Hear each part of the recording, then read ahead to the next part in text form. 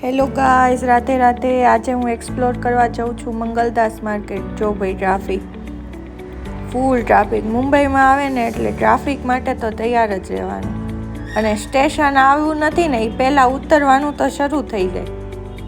જો હા હા હા,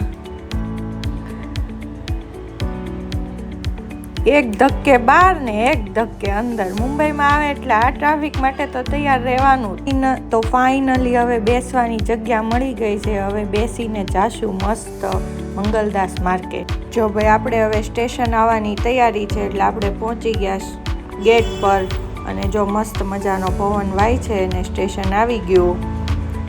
આ છે મરીન લાઇન સ્ટેશન। અહીંયાથી ટેક્સી કરીને પહોંચવાનું છે મંગલદાસ માર્કેટ। તો જો ભાઈ, ટેક્સીની મજા લઈ।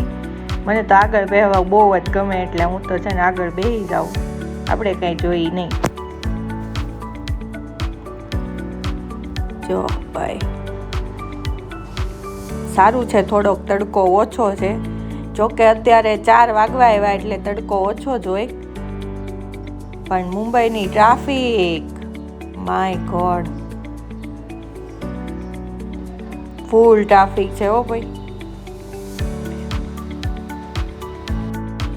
જેને ટેક્સી ન કરવી હોય એ ચાલીને પણ આવી શકે, પણ હું તો ભાઈ ટેક્સી કરીને આવી હતી।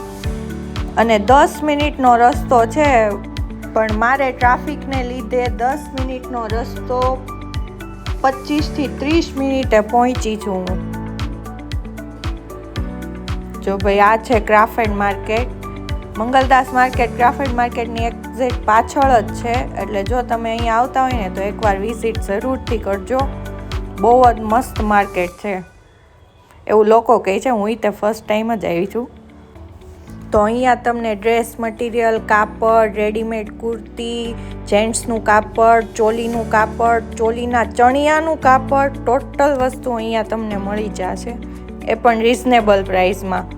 હોલસેલર લોકો માટે તો આ માર્કેટ બેસ્ટ છે। પણ હા, અગર તમે જો અહીંયા આવો છો ને તો તમારી બાર્ગેનિંગ સ્કિલ બહુ સારી હોવી જોઈએ, તો જ મુંબઈમાં કામનું છે। કારણ કે પ્રાઇસ એ લોકો વધારે જ કે બાર્ગેનિંગ કરતાં આપણને આવડવું જોઈએ। એટલે એકવાર વિઝિટ અહીંયા કરવી, પણ બાર્ગેનિંગ સ્કિલ સારી હોય ને એને હારે લઈને આવવું। તો એકવાર આ માર્કેટની વિઝિટ જરૂરથી કરજો। જેનો મેરેજ નજીક આવે છે તો ખાસ કરજો। અહીંયા આ વખતે બહુ જ મસ્ત કલેક્શન આવ્યું છે।